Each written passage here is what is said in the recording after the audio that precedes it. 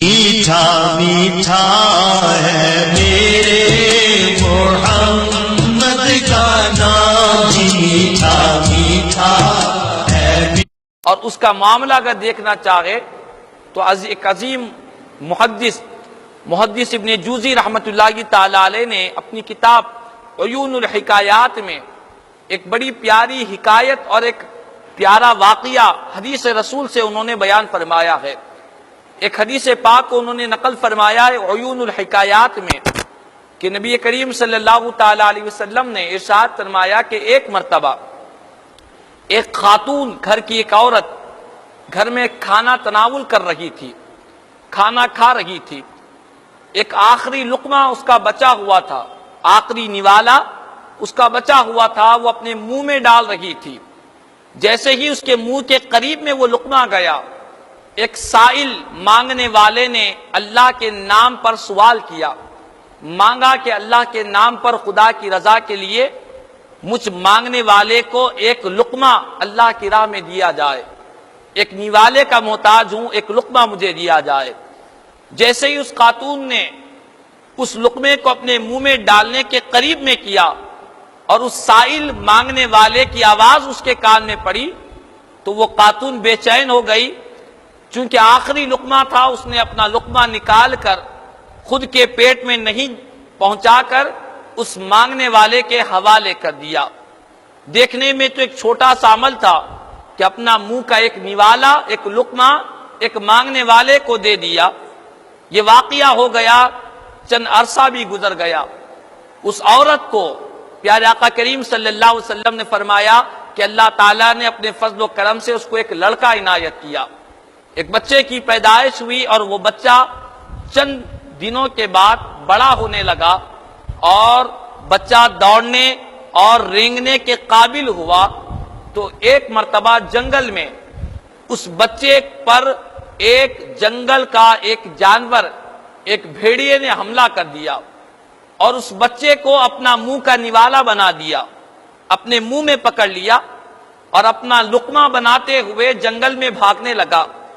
جیسے ہی ماں نے دیکھا کہ میرا بیٹا، میرا پیارا، میرا جگر کا ٹکڑا، میرا چہیتا، میرا نور نظر ایک جانور کے منہ میں ہے، بھیڑیا اپنے منہ کا لقمہ بنا کر بھاگ رہا ہے، تو ماں پریشانی اور تکلیف کے مارے بے چین اور بے قرار ہوتے ہوئے، چیختے ہوئے اس بھیڑیے کے پیچھے بھاگنے لگی کہ میرا بیٹا، میرا بیٹا۔ اپنے بیٹے کی پکارتے ہوئے محبت سے ماں دوڑنے لگی۔ اس وقت اللہ تبارک و تعالیٰ نے، پیارے آقا نے ارشاد فرمایا کہ اللہ تعالیٰ نے ایک فرشتے کو حکم دیا کہ اے میرے فرشتے، جا اس بھیڑیے کے منہ سے جو لقمہ اس نے بنا لیا ہے ایک چھوٹے سے بچے کو، اس بھیڑیے کے منہ سے اس کو نکال دے اور نکال کر اس کی ماں کے حوالے کر دے، اور اس ماں کے جب حوالے کر دے گا تو اس ماں سے یہ کہہ دینا کہ اللہ تعالیٰ تجھ پر اپنا سلامتی کو نازل فرماتا ہے، خدا تجھے سلام کرتا ہے، اور اللہ تعالیٰ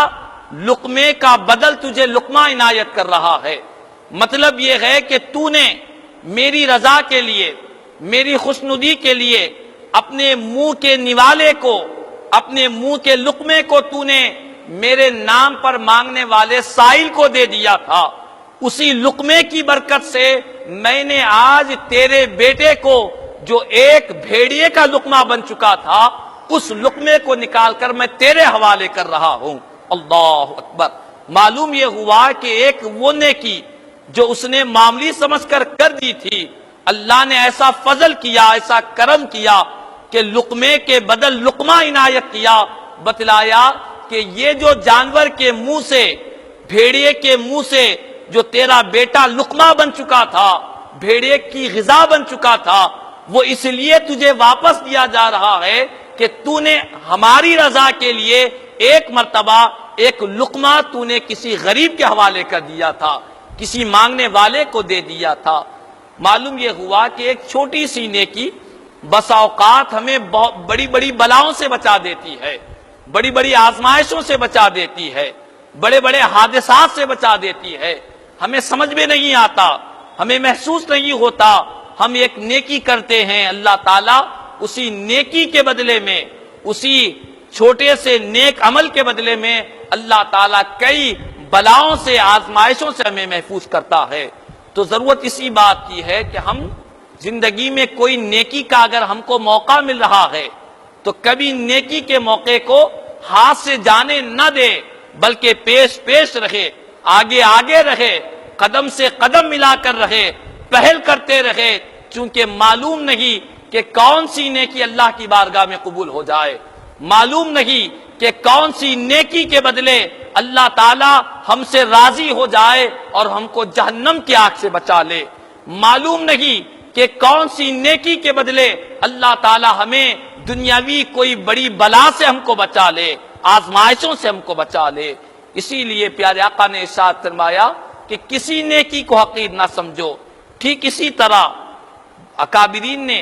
عیون الحکایات میں محدث ابن جوزی رحمۃ اللہ تعالی علیہ نے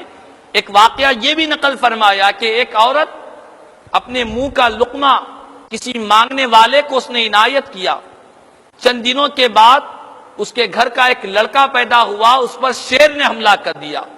اور شیر نے حملہ کر کر اپنے جبڑوں کے درمیان میں اس کے بچے کو پکڑ لیا۔ اسی وقت اللہ تبارک و تعالیٰ نے ایسا کرم کیا، ایسا فضل فرمایا کہ ایک طاقتور مخلوق کو اللہ نے مدد کے لیے بھیجا اور شیر کے جبڑوں کو چیر کر اس نے اس بچے کی حفاظت کرتے ہوئے ماں کی طرف پہنچا دیا اور بتلایا کہ یہ جو شیر کے منہ سے تیرے بچے کو بچایا گیا ہے، یہ اسی نیکی کا بدلہ ہے جو تو نے اللہ کی رضا کے لیے اپنے منہ کا لقمہ کسی غریب کے حوالے کر دیا تھا، کسی مانگنے والے کو تو نے دے دیا۔ تو معلوم یہ ہوا کہ ہمیں